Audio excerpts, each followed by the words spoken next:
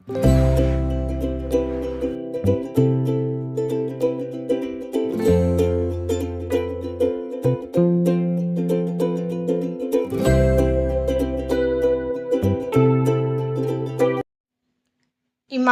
एक महंगा शौक है जो हर किसी के बस की बात नहीं है। खुद को इतना मजबूत बनाओ कि हालात भी तुम्हारे सामने घुटने टेक दें। किसी की आदत देखनी हो तो उसे इज्जत दो, किसी की फितरत देखनी है तो उसे आज़ादी दो, किसी की नीयत देखनी है हो तो उसे कर्ज दो, किसी के गुण देखने हो तो उसके साथ खाना खाओ, किसी का सब्र देखना हो तो उसे हिदायत देकर देख लो, किसी की अच्छाई देखनी हो तो उससे मशवरा ले लो।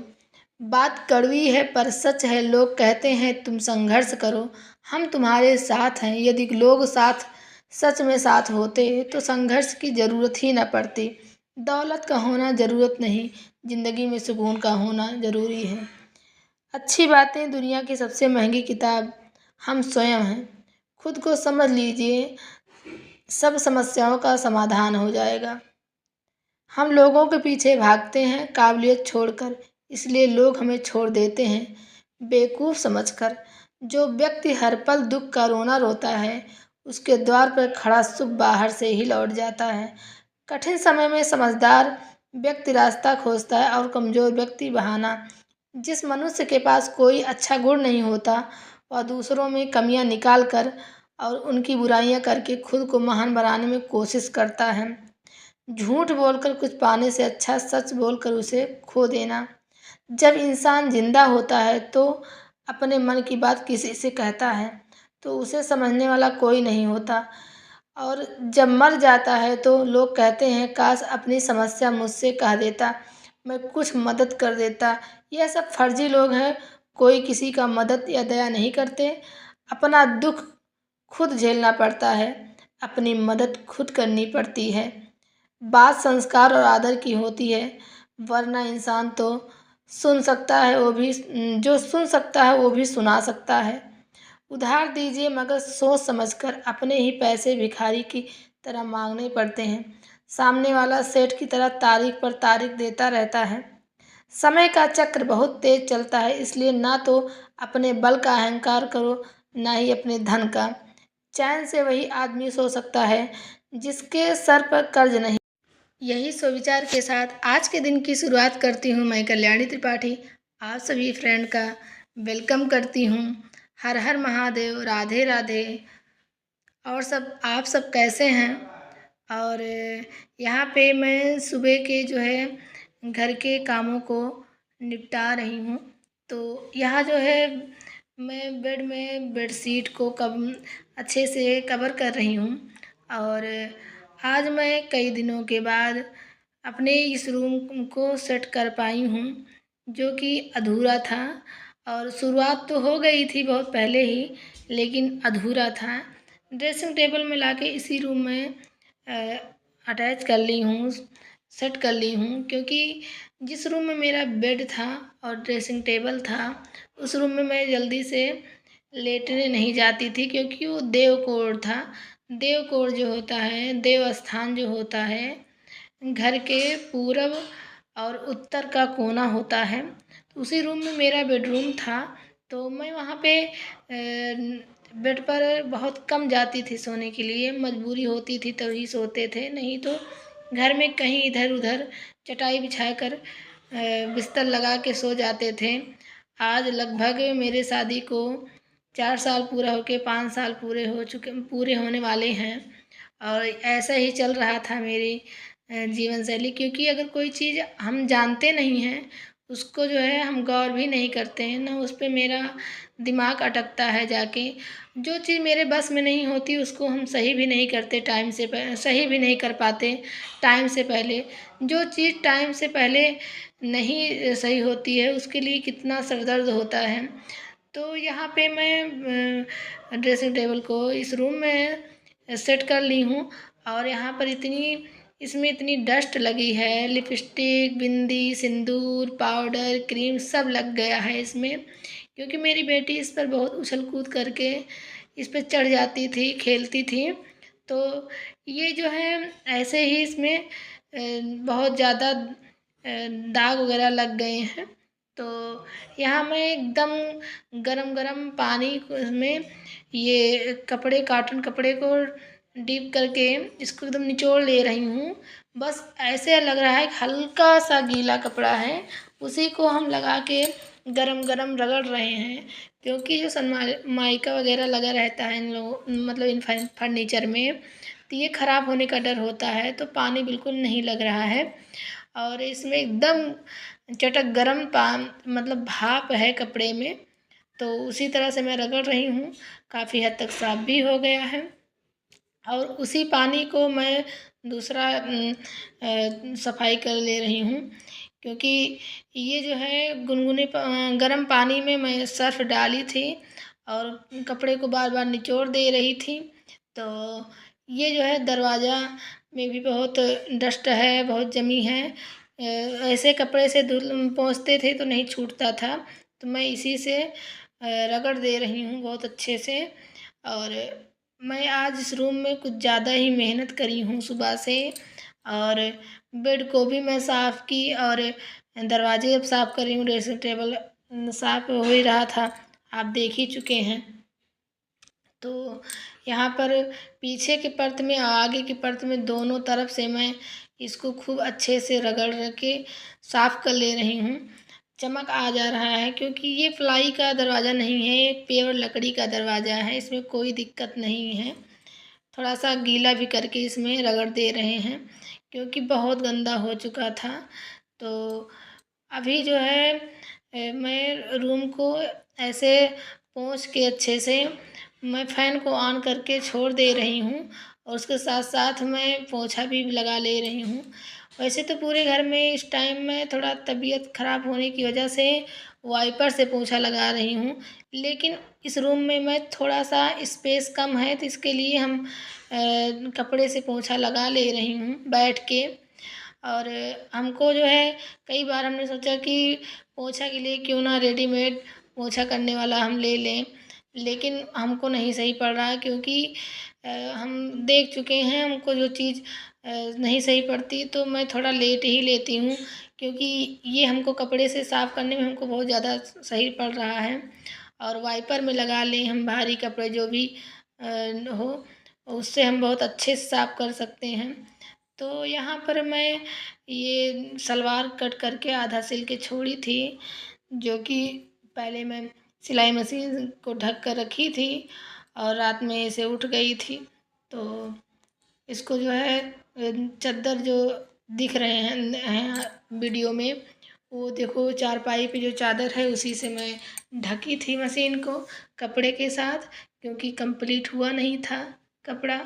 तो यहाँ पर है इस कलर का जो है ये ऑरेंज कलर का है ये सलवार और इसको मैं कट करके कई दिन से कट की थी लेकिन सिल अभी रहे हैं हम। कुछ शाम को ही सिले थे, कुछ अभी सिले हैं। तो यहाँ पे जो है आज इसको रेडी कर लूँगी क्योंकि टाइम से देना भी है। और ये कपड़े बहुत समझौते के कपड़े हैं, बहुत ओल्ड कपड़े हैं ये मॉडल के। और इसमें जो है जिसका भी है वो कहना है कि बना दो घर पर ही पहनेंगे। और कपड़े में बहुत जोड़ लगाना पड़ा है क्योंकि कपड़े भी छोटे थे तो किसी तरह से बन जा रहा है।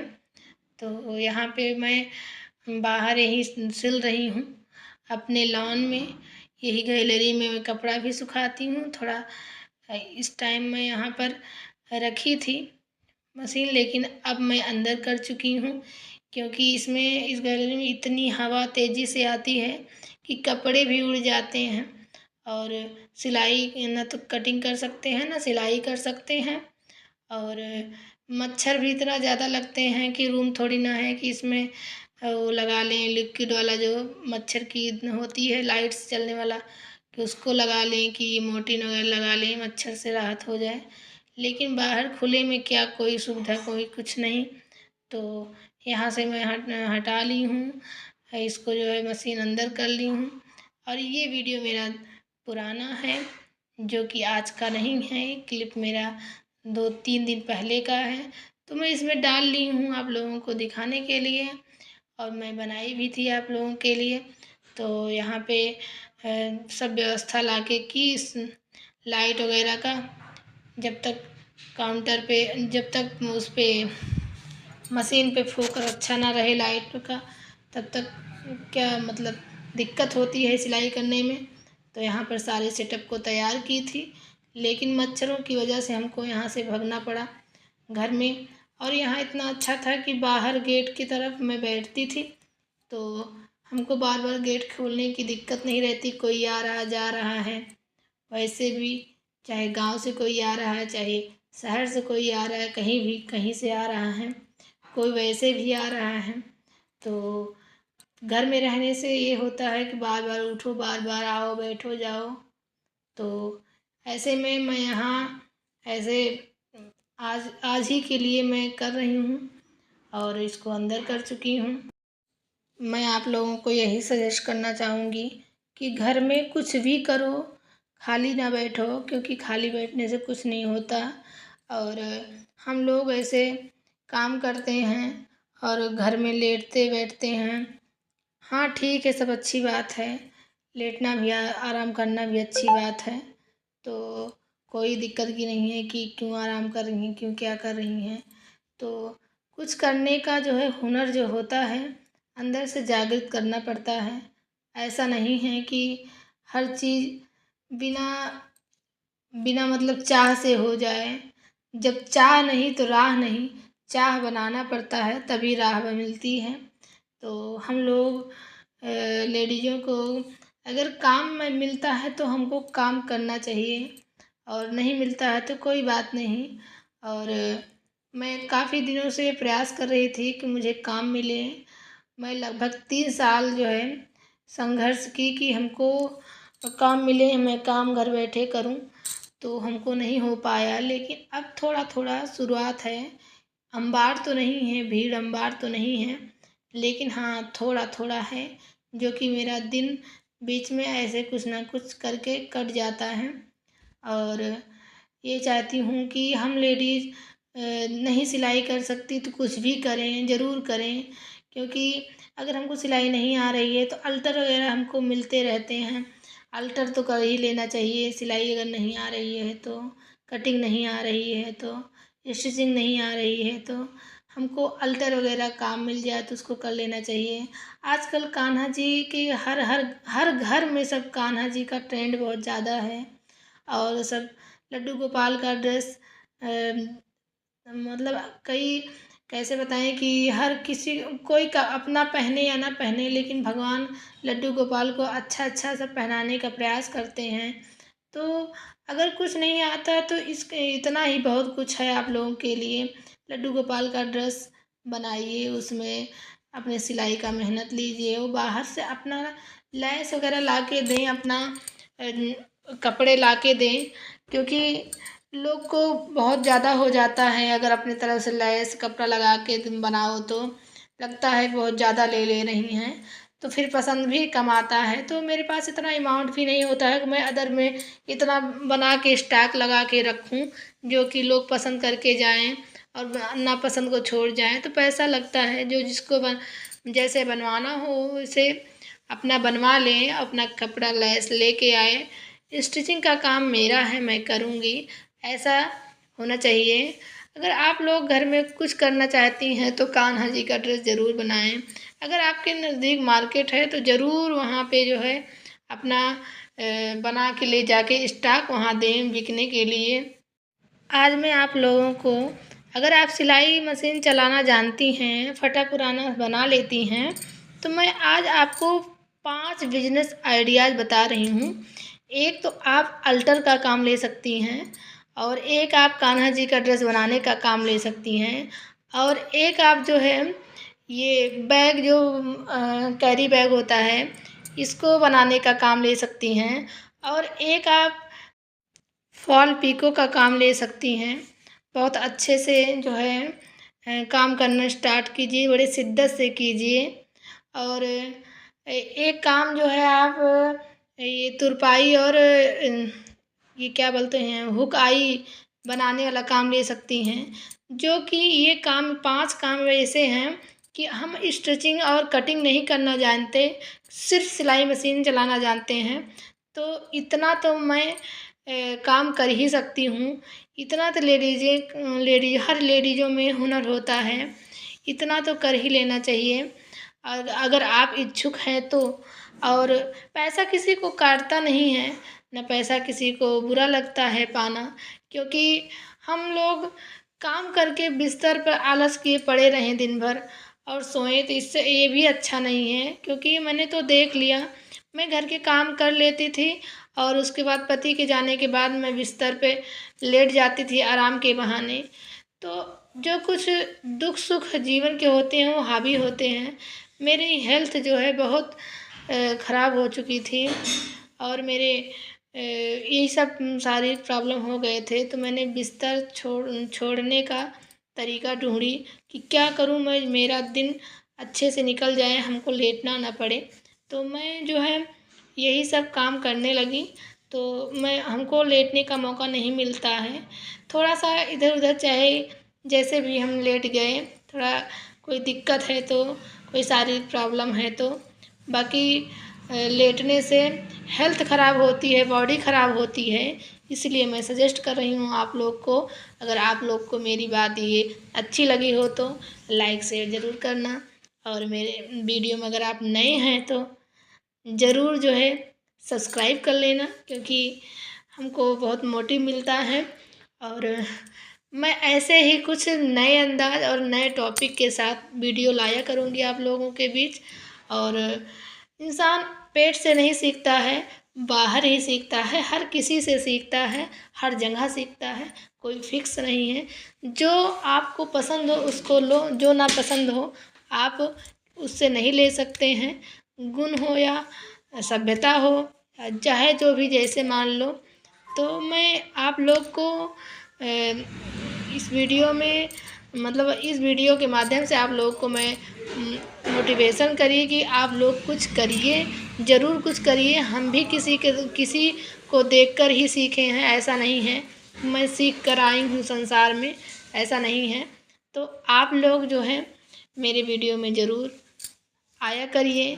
जो कोई कमी हमसे हो तो ये नहीं कि मैं भगवान हूँ, हमसे गलती नहीं होती, मैं इंसान से बढ़ के हूँ। तो जो कोई गलती होती हो आप मेरे कमेंट बॉक्स में, वीडियो के कमेंट बॉक्स में ज़रूर अपना सजेशन डाला करो। और मैं चलती हूँ, अब मिलूँगी एक नए वीडियो नए टॉपिक के साथ।